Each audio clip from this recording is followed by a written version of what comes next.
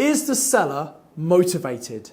This is a question I always ask my students because I believe you should only really be buying properties from motivated sellers. These are people for whom the speed and certainty is really important, such that they will sell their property either below market value or they'll be flexible to do things such as purchase lease options, vendor finance, or exchange delayed completion. So the question I'm often asked is, well, how do you know if a seller is motivated or not? And it all comes down to the questions you ask the seller. And in this video, I'm going to share with you 22 questions you should ask the property owner that will help you establish if they are motivated or not, and may even give you some clues as to which of the property investing strategies you can use to help them solve their problem and get a great property deal for yourself. So my name is Simon Zutshi. I've been investing in property for 30 years and teaching people like you how to become a more successful investor for the last 22 years. And in my book, Property Magic, which is all about motivated sellers, I share with you the golden rules of property investing. And golden rule number 1 is you must only buy from motivated sellers. So what are these 22 questions you can ask a seller either before you go to a property or while you're going around a property doing the viewing? The first question I like to ask is, well, who actually owns the property? Now, this is important because if you're negotiating, you want to be negotiating with the property owner. It's no good if you're speaking to their partner or family member. You want to be talking one-to-one with the property owner so you can get the information you require from them. And part of that is the understanding what is their motivation, what's important to them. The second question is, I want to understand is, when did you buy the property? Now, the reason I ask this question, I want to understand, is this something they've just bought recently, if for some reason they're selling it on, or they've been there 10, 20 years? Because if I understand when they bought it, I can get an idea of how much the value of that property might have gone up over time. As you know, we live on this island with an increasing population and a limited amount of accommodation, so the long-term trend for property prices is up, which is why property is a really good thing to invest in. If I have an idea of when they bought the property, I can assess maybe how much capital growth they've got. Because if I want to buy at a discount, I want to make sure they're still selling it to me for more money than they bought it for originally. Now, sometimes people will sell at a loss, but I like to make sure I'm having this ethical win-win deal for them. Now, if they're not forthcoming with this, there are various websites you can go on to find out when they actually bought the property. So things like net house prices, you put the postcode in and you see when they actually bought the property, and you see how much they bought the property for as well. You can compare that to how much you're looking at buying the property for now to make sure there's been some really good growth for them over the time that they've owned that property. Question number 3 is, who lives at the property? Now, very often you're going to be speaking to a homeowner, so they live there themselves, maybe with their family. And so my next question would be, if they've confirmed they live there, have you already found somewhere else to move on to? The reason someone might be motivated is because they found their dream property that they want to move into. But in order to do that, they have to sell this property first, which means they're going to be motivated. So I want to understand, what are their plans? Now, maybe they haven't found the property they want to move to, and actually maybe they want to get the sale agreed on this one first, which will put them in a better negotiating position for the next one they want to buy. The next question I want to ask people, number 5, if it's their own home, is, are you looking to buy or rent your next property? Just because someone owned this particular property, it doesn't mean they're going to buy the next one.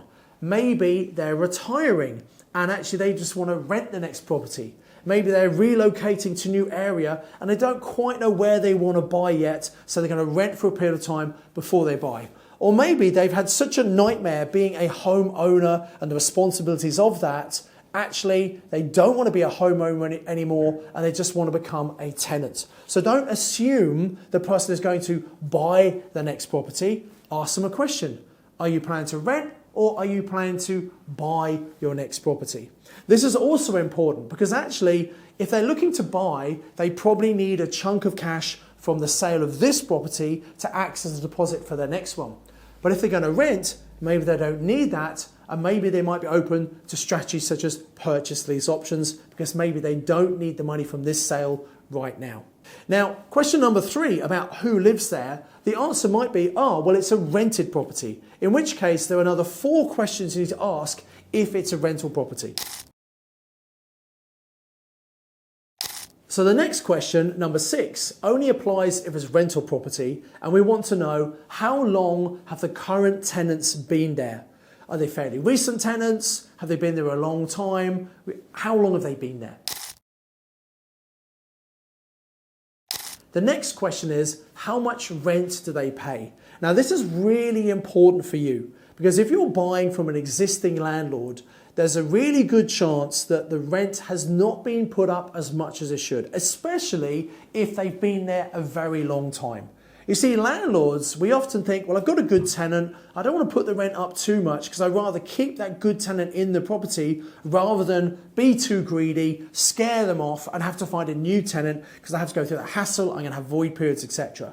And this is a real advantage. If you're buying from existing landlords, there's a very good chance that they've not raised the rents as much as they should do. So you can buy the property and either raise the rent with the current tenants. You have to be reasonable there, obviously. You can't maybe put it up as much as you should straight away. Or if you're putting new tenants in, charge much more rent than they were charging their existing tenants. So it's a really important understanding of how long have the tenants been there and how much are they actually paying. The next question is, are the tenants up to date with their rent? Maybe one of the reasons why they're selling the property, they've got loads of problems with the tenants, they're not paying, they don't want to go through the hassle of evicting them all, and so they're trying to sell the property and pass the problem on to someone else. So if I'm going to take a property on, I'm okay taking tenants on, making sure that they're good tenants and they're paying the rent. And the final question, which is also really important, is what kind of contracts are they on? If you're buying a property in England, we want them to have an AST contract, an assured short-term tenancy contract. This is important because very often people have tenants in place and for whatever reason, they don't have a proper contract in place. That can cause some issues. So I only want to take on a property if they've got the right contract in place and also the tenants are paying a reasonable rent and they're up to date with the rental payments. But these questions, the last 4, are only really if you're buying from a landlord. The next question, number 10, is to establish, is the property a freehold property or is it a leasehold property? And I literally ask them that question. Now, very often when you see a property listed online, they might say whether it's freehold or leasehold, but I just want to ask the question just to confirm because sometimes the property details are not correct. Question number 11, if it's a leasehold property, is how long is left on the lease? Now that's very important because if you have a short lease, less than 70 years, it's going to be very difficult for you to get a mortgage on that property. And that owner, by the way, is going to have a problem selling the property because everyone is going to have the same problem. So very often you might see a property advertised as cash only, and one of the reasons is there's a short lease and someone has to buy it for cash. Now in reality, we can actually use a purchase option to control the property, then extend the lease and then buy it using a mortgage. But most people don't know that. So we want to establish how long is left on the lease. It might be 125 years, 150, or might be 999 years, which is absolutely fine. Now, if it is a short lease, less than 70 years, and we're going to have to extend that lease in order to buy the property, a very important question is, do you know how much it will cost to extend the lease? Now, they might have a really good idea because they've spoken to the freeholder, they've had a figure, or they might just be guessing. So again, we need to kind of get some clarity around that figure because we want to make sure we take that into account when we're making an offer to the owner because that's a figure we're going to have to pay in order to extend the lease. The other thing we want to understand, which come into our calculations to work out the cash flow, is how much is the ground rent and how much is the monthly service charge. This is the amount we pay to the freeholder to cover things like insurance, to cover cleaning of the communal areas, electricity in the communal areas, and maintenance of the building and the grounds. Some places charge a very high service charge. It's one of the reasons I don't particularly like leasehold investments, because it can massively affect your cash flow. Some places are very, very low. So we can't make assumptions. We need to ask the question and find out exactly how much it is and plug it into our numbers to work out what's the cash flow and ultimately what's the return on investment of this property investment. Generally, if it's a freehold investment, that's much better for us investing in the UK. So the next question, question number 14, and this is a little bit personal. Some people will answer, some people may be a bit coy about this, but we want to ask them the question, out of interest, why are you selling the property?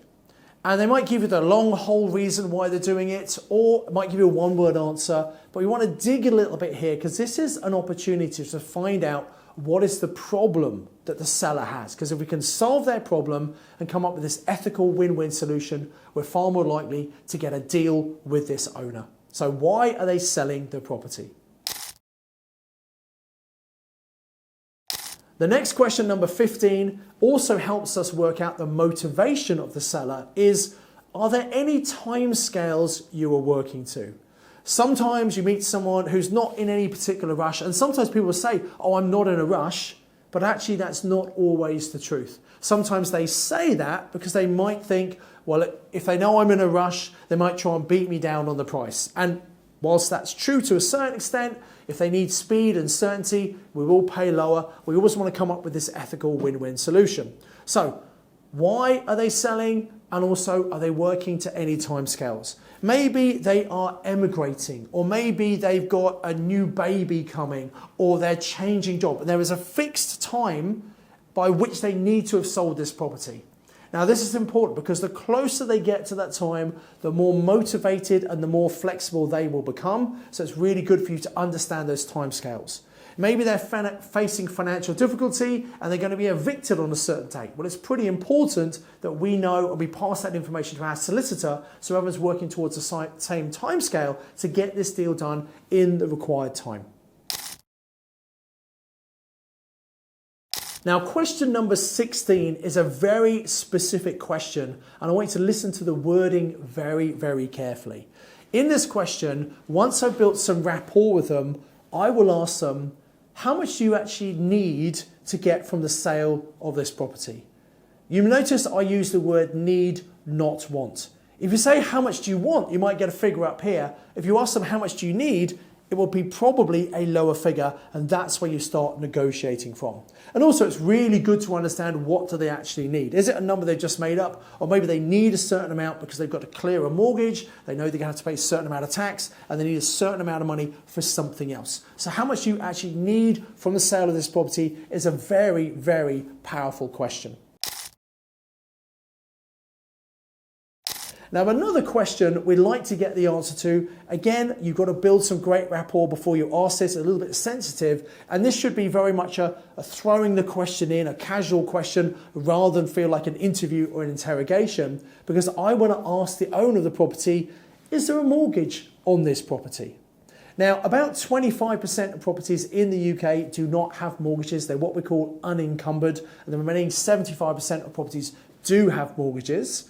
And that's again important because if we're buying the property, we need to make sure there's enough to clear the mortgage. If we're going to take the property on a rent-to-rent or purchase lease option, we need to understand how much the mortgage payment is so we can make sure what we pay the owner is more than enough to cover that mortgage payment and also give them a little bit of extra cash every single month if we can work that into the figures. So that, do you have a mortgage, is a really important question. But if you rush in too early with that, there's a good chance they won't answer because they might say, well, that's none of your business. Now, if they say that, I say, well, look, it's important for me to understand because I'm trying to work out the best solution I can come up with here. And so I need to understand all the criteria we're dealing with. That's why I asked that question. And once you explain why you're asking and not just being nosy, they might be more forthcoming with the information and disclose information about their mortgage if they have one. Question number 18 is a really powerful question to get them to open up, to understand more about their circumstances. And I use my body language when I'm doing this question. And this might be a face-to-face. I've also done this over the phone. But, face-to-face is better so I can see your motions.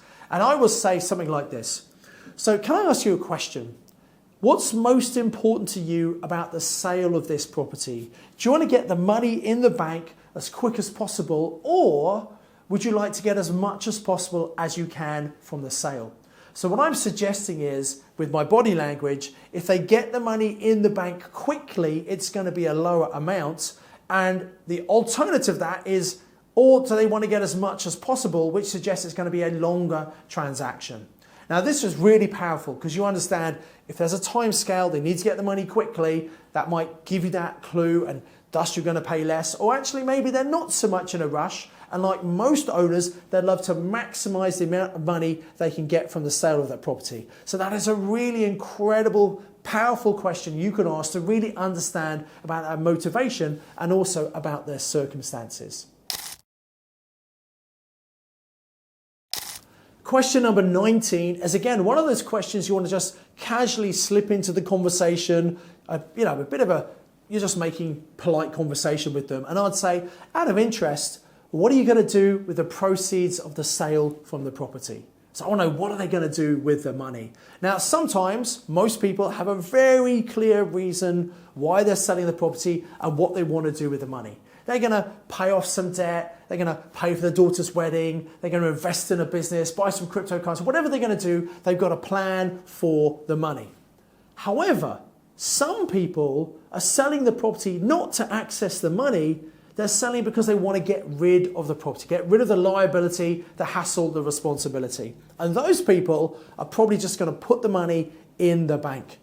Now, that's really interesting because if they don't need the money, well, maybe there are some strategies we can use, such as purchase lease options or even vendor finance, where they're going to help us buy the property. So it's really important to understand, do they need the money from the sale or not? And that's a very elegant way of asking it. Out of interest, what are you going to do with the proceeds of the sale from the property?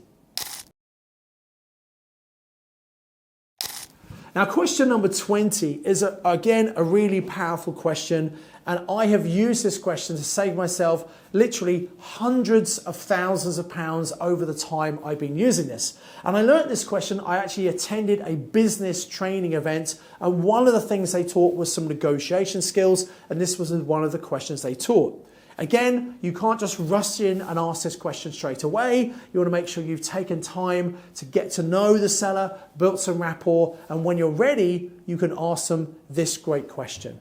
The question is, what's the lowest you can take and still be happy? Because we're looking to cut to the chase. What's the lowest they'll accept, but also that and still be happy is a really ethical way of making sure they understand that we want to get a deal, but we want them to be happy as well. And that's really important because if you negotiate too hard, if you push someone into a corner, they might agree in the moment to accept your offer. But when they reflect on it, when they speak to a few friends and family, they might decide to reject the offer, and you might have spent money by then on legals and surveys and things. So we really want to make sure we come up with this ethical win-win, that they're really happy with the deal and they're not going to change their mind. So that's a great question to ask. What's the lowest you can take and still be happy? Now, at the end of a property viewing, if I've been walking around the estate agent, hopefully I've bumped into the owner a couple of times around the property. At the end of the viewing, I'll say to the agent, hey, I just want to go and say goodbye and thank you to the owner. And I'll go up to them and I'll thank them for allowing me to look around the property. And here's what I will say, and there's a question linked to it as well. So the first thing I'll say is, look, I love the property. I am going to be making an offer. I need to go away and run some numbers, have a think, and I will make the offer through the agent. So I've said that in front of the agent for two reasons. First of all, I've confirmed to the owner that I'm going to be making an offer, and that's important for them. That's what they want to hear. But I've told them I'm going to be making the offer through the agent, so the agent knows I'm not going to try and cut them out. I'd never do that anyway, because I want the agent to make their money, make their commission, because as soon as this sale goes through, I'm straight back to the agent saying, right, when's the next sale? Okay? And then I ask this question. And I say, And I look directly at the owner in the eyes, and I smile, I nod slightly and say, look, in case I have any more questions, can I have your phone number, please? And I look at them, I smile, and I've never, ever had someone not want to give me their phone number. Because I've already said I'm going to be making an offer on the property. It's going to be through the agent. But just in case there are any more questions, can I have your phone number, please? It's a really powerful question. Then when you get their phone number, that's how you talk direct to the seller. And again, we're not trying to cut the agent out. We're just trying to ask some of these questions. And some of the questions I've given you, you may not want to ask them when you first meet them. It might be on a follow-up, reflecting on viewing the property, a few extra questions, and you're digging a bit deeper into their circumstances.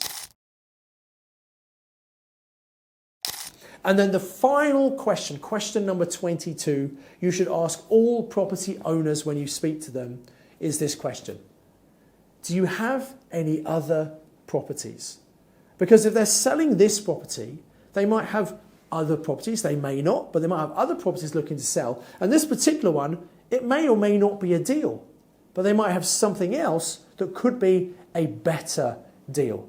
So always ask that question. And many of my mastermind students have done multiple deals with the same person by asking that same question. Do you have any other properties you're looking to sell?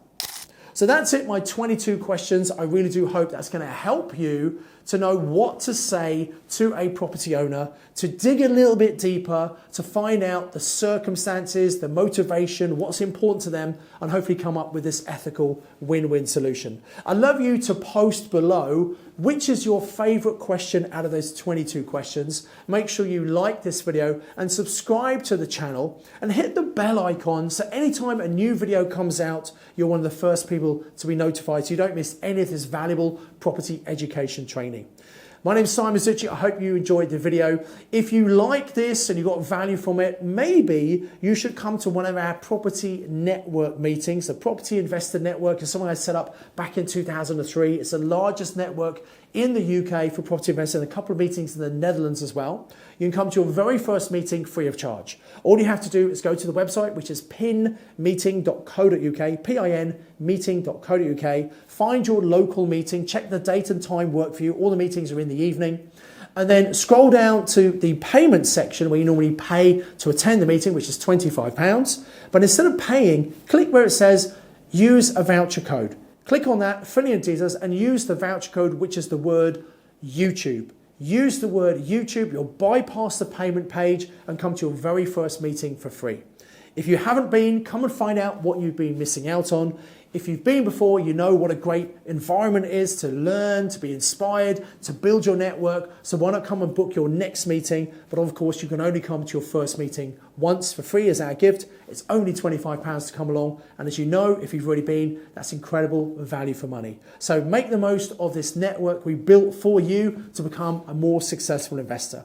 Until the next time, as ever, I encourage you to invest with knowledge, invest with skill.